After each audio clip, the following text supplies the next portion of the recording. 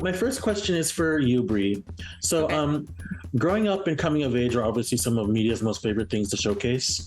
How cool was it to get to tell these real, impactful, and important stories that are not fictionalized, that are 100% authentic, and get to showcase the real kids who are growing up behind them? I mean, it's everything. It changed my life. These 11 heroes changed me forever. I'm not the same person because of them. I am freer because of them. And so I'm just really grateful that I get to know them, to have spent the time that I spent with them, and now at this point to help usher this new, I feel like it's like a new era. When this show comes out, I hope it ushers in so many conversations and celebration of individuality, and they're the ones to thank for it.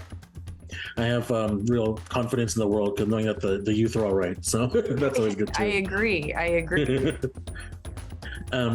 Sage, my next question is for you. Your story was so impactful, especially the part where you talk about how seeing a fellow trans person at camp gave you the language and the understanding to know that part of your identity. What was it like getting to share those experiences with your fellow heroes, the filmmakers, and now that the docuseries is coming out soon, the whole world? Yeah, definitely. I think that it speaks to the importance of representation, both on screen and in our real world. Without that moment, I would have continued on for some time without language to authentically express who I was. And that definitely would have put me on a different trajectory. I'm really thankful that I was connected with that language. And I hope that my episode, as will all of our episodes, serve as the same moment for people across the nation, across the world, to be empowered and equipped with the language necessary for them to step into themselves. And your friendship and your previous relationship with Amiri really showcases the importance of being surrounded by and forging connections with people actually in the community. How cool is it to be able to go on this journey together with them and share y'all stories together? Because that's wild. It was the best thing in the world. I'm not sure you've actually seen the series before. We have, but Amiri and I have a relationship where I am his gay mother and he is my gay son. This was a relationship that we've had since the minute that we saw each other in high school. I did not know that he was on the show, and he didn't know that I was. And it was an incredible moment finding out that this was not a journey that either of us were going to embark on alone, but actually together. And I think that our relationship serves as testimony that, community and friendship is what can empower and, in my experience, save lives. Come on, mother. I love that. And back to Brie. There are so many stories in the series that where queerness and transness are given a spotlight. Can you talk about the intentionality of including these stories and why that was important for you to bring to the forefront as the series executive producer? Because it could have been one token queer person, but I love that queerness and transness is throughout the whole series. So can you talk a little about the intentionality of that? Yeah, I mean, the thing is what we found is that we didn't want anybody to feel like they had to represent an entire identity or community, because it's all so varied.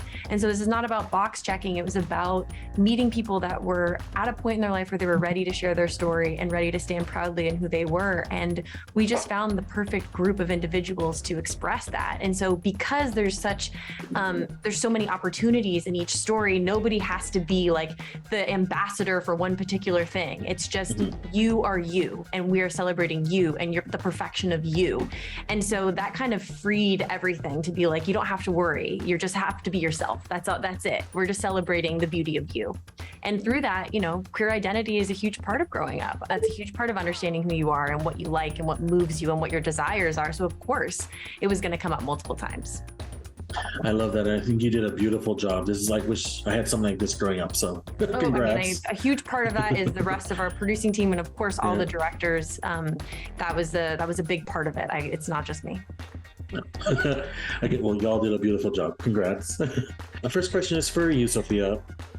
Your story was so inspiring and so relatable to watch, especially since we don't talk enough about imposter syndrome and how it affects people of color and children of immigrants. How cool is it to get to share your story with the world and get to be so open and honest and vulnerable with people? It feels like a really, really great privilege. I mean, namely on the whole child of immigrants thing, I feel like that's something that, even though I am Black, it's something that I hadn't seen represented at all. Like, I didn't really know any other like Africans or any of the spaces that I was in. And I think that being able to tell my story in a way that resonates not only with myself, but it also resonated with Yara and the rest of the people that were in the crew and the rest of the castmates, I think is a really, really great thing because of the amount of care that went into producing this series. And I really hope that people are able to watch it and, like see themselves represented in a way that doesn't necessarily feel, I don't know, like it's not something that's performative in any way, shape, or form, because it's like everyone who is creating this series has gone through the same thing. And I really hope that they're able to grow up with the confidence that a lot of us wish that we had. Mm-hmm. I'm sure they will, and thank you for sharing. And Yara, I've been a big fan of Grownish for years, and we as a society don't talk enough about the sun is also a star. But it's so cool to see your name in the credits as a director. What was it about Sophia and her story that made you want to, put your director hat on, get behind the camera, and tell the story that way?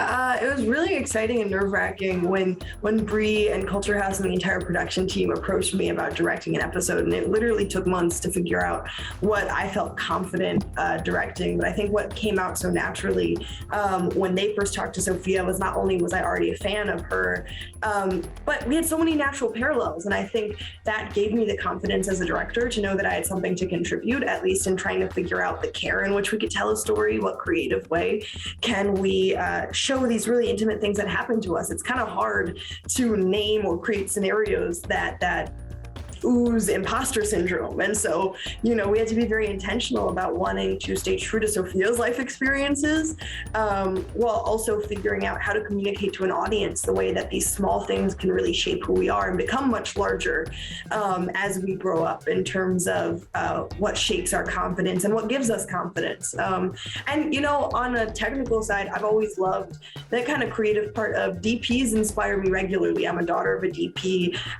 Gaffers, groups inspire me regularly. I had a 9th grade project where we had to do something for Romeo and Juliet, and my entire project was basically listing different lighting cues. Like, you could do anything for this play, and I just listed different lighting cues for the entire second act. And so it was really inspiring as somebody that has always admired the work of people behind the camera to step into a space that is so collaborative, and it was such a beautiful space as a director to be able to be very vulnerable and honest about the fact that it was a learning experience, and then to be surprised by how much I actually did know as well. Well, it looked beautiful, so good job on that front.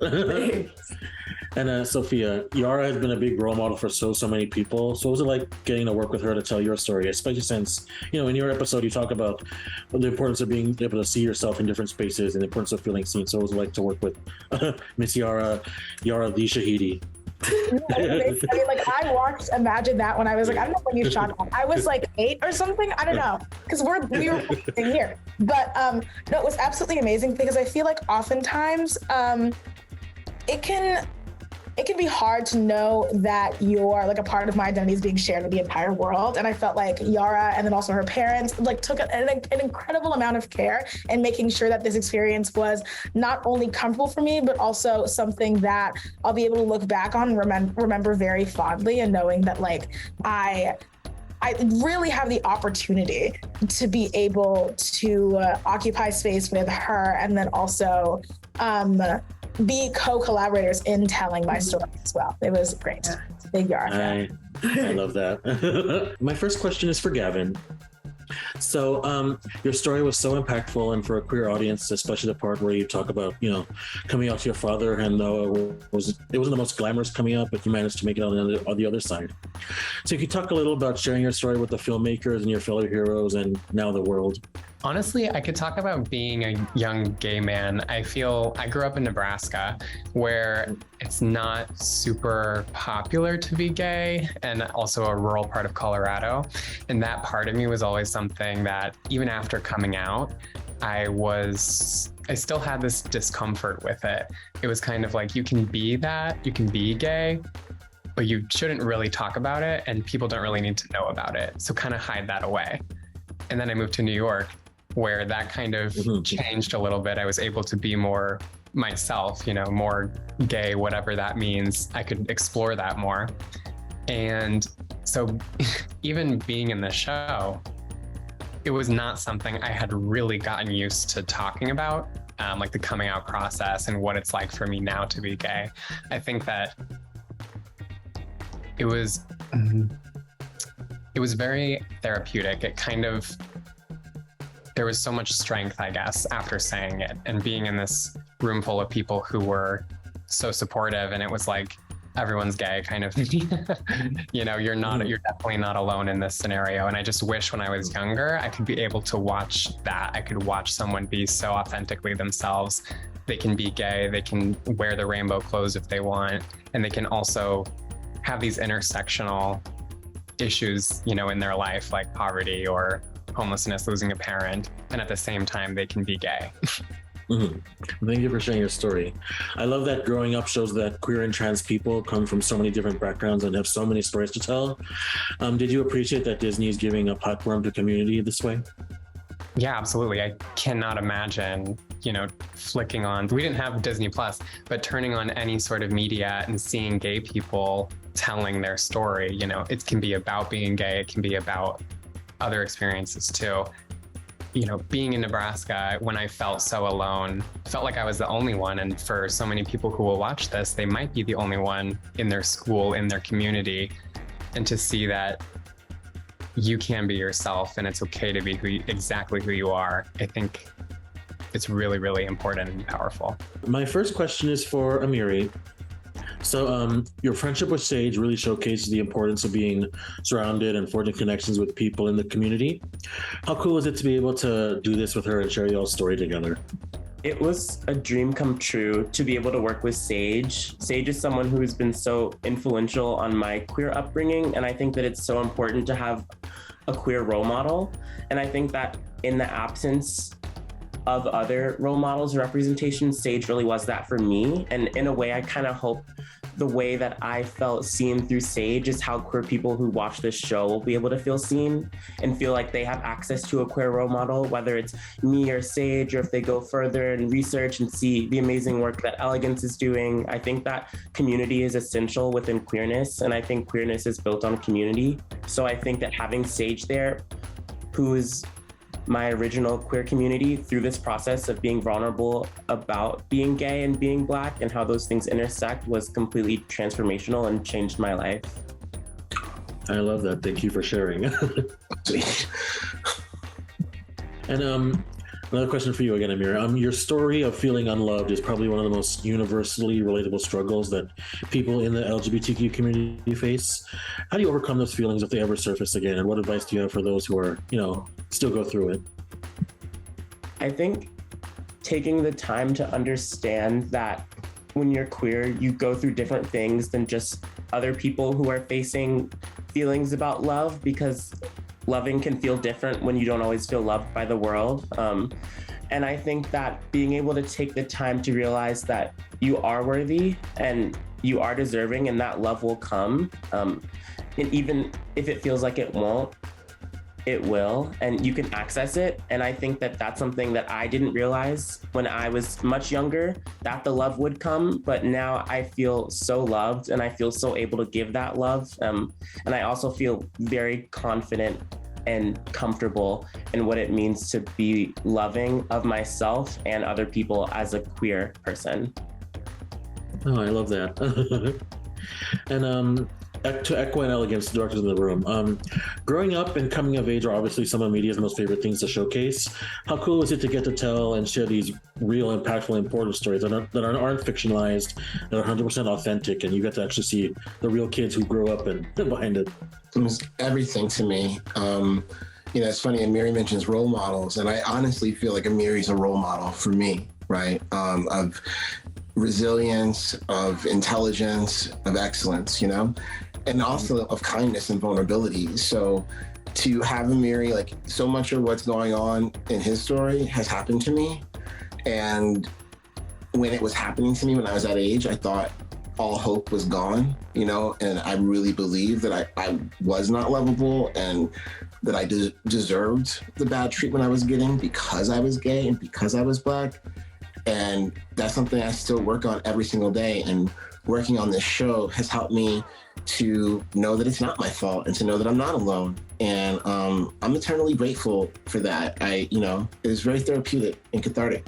I thought, yeah, I completely agree with everything that Elegant said. I had a very similar experience with Vanessa and just feeling very hopeful about, I feel like you watch the news and it's always like, oh, the youth, it's terrible. And it's like the youth are doing great. They're actually, they're leading in big ways. And it was a wonderful affirmation of that. And just Vanessa as a person is just a wonderful human being, a wonderful light. So it meant a lot. It was a huge moment for me in my career and as a person.